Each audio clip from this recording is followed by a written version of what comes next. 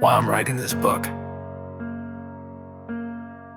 There's a silence that falls between people when religion gets involved. A silence thick with judgment, misunderstanding, and distance.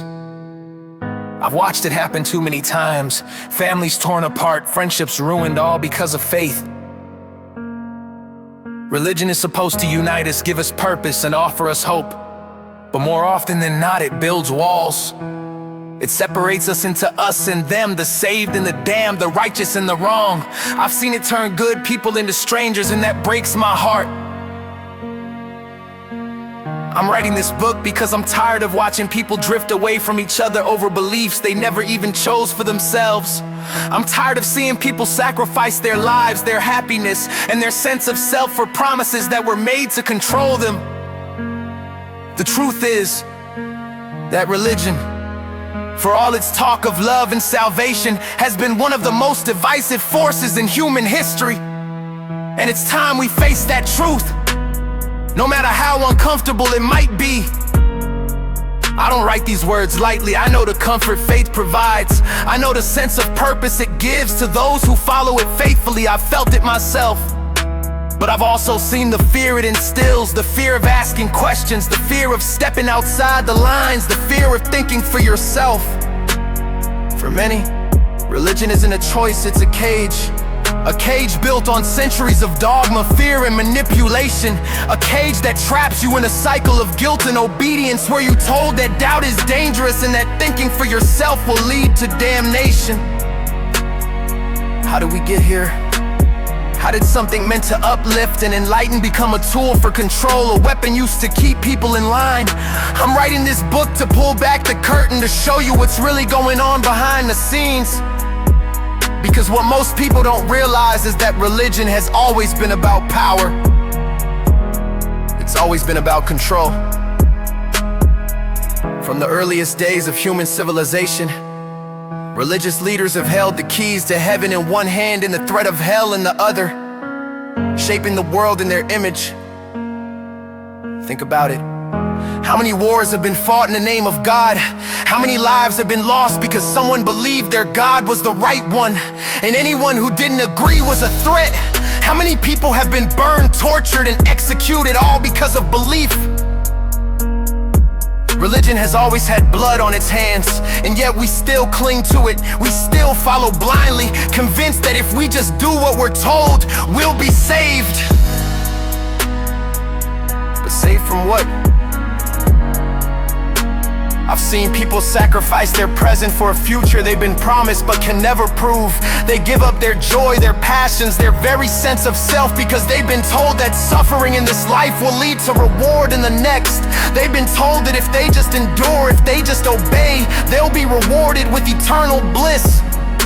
But what if that's a lie? What if the real heaven, the real peace isn't waiting for us after we die, but is here, now in this life? If only we had the courage to live it. Take a moment.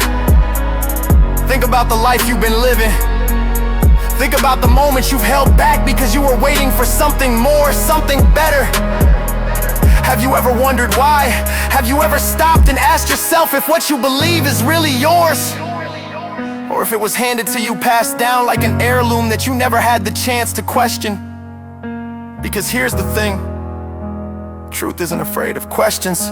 Lies or religious institutions have always feared questions, because questions lead to doubt, and doubt leads to freedom. The more you ask, the more you start to see the cracks in the walls that have been built around you.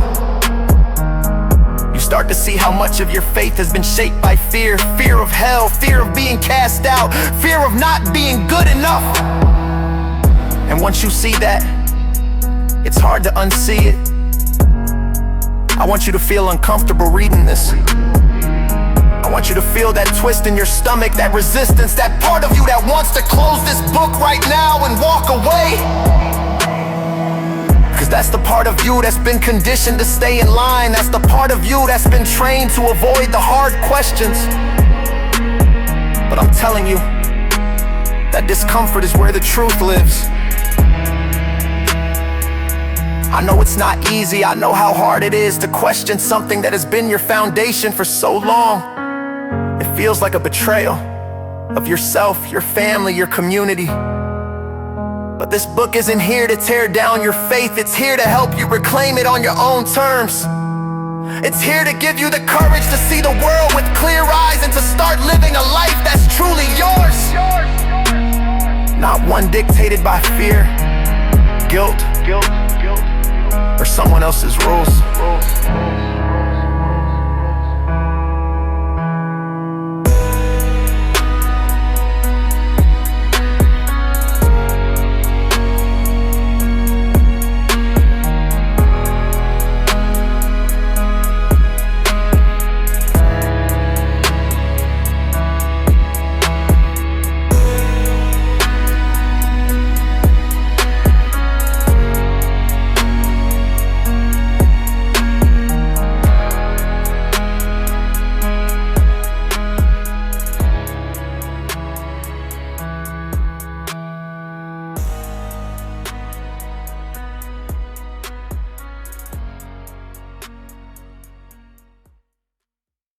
I'm not here to attack your faith.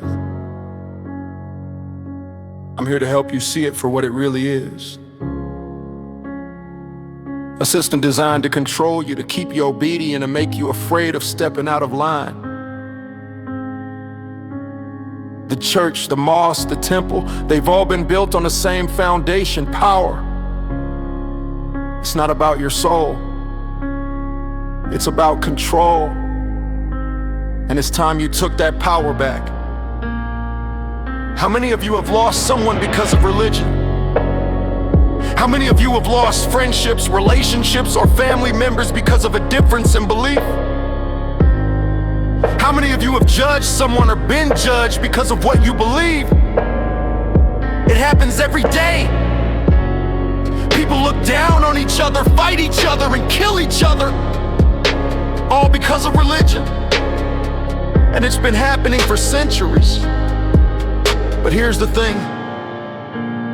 Religion only has the power we give it. It only divides us if we let it. And I'm writing this book because I believe we can do better. I believe we can be better. But first we have to face the truth. We have to acknowledge the damage religion has done and continues to do. We have to stop pretending that it's all about love and salvation when it's been used to justify some of the worst atrocities in human history. It's not easy to question something that's been such a big part of your life, I know that. But it's necessary. It's necessary if you want to live a life that's truly yours, not one dictated by someone else's rules and fears.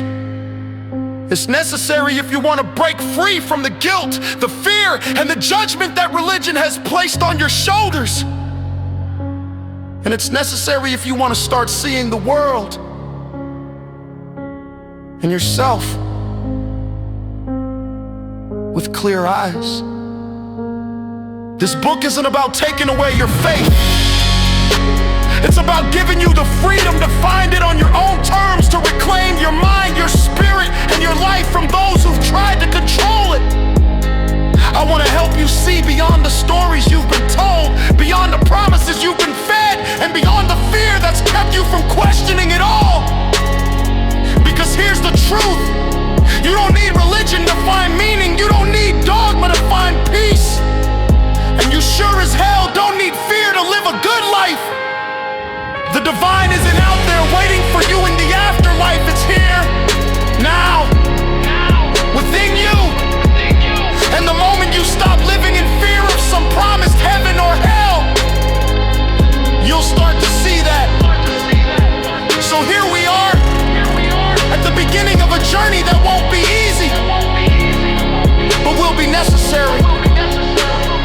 I'm not here to hold your hand. I'm here to give you the truth, as painful as it may be. Because the truth hurts. But it's the only thing that will set you free.